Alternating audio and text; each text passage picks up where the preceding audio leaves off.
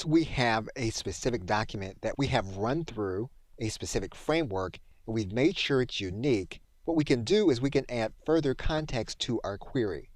Now, this applies outside of this particular application. What we are looking at is the construction of a sales letter. But we can take this concept and we can use it in anything that we are creating inside of ChatGPT.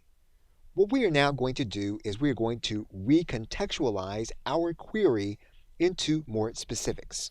So basically, we are going to narrow down the focus of the query that we want ChatGPT to give us information about. And we can do this in any context that we want. We are now going to click Enter. And we're going to wait for ChatGPT to give us the output. Now, the chatbot will attempt to put the information in the context that you require it.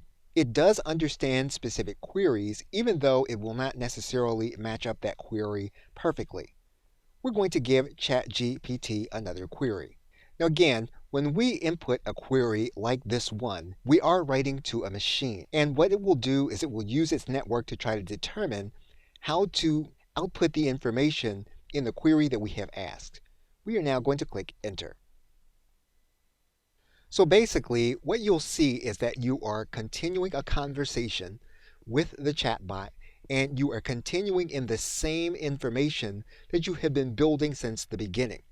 And so the chatbot does recognize all of the other information in previous posts.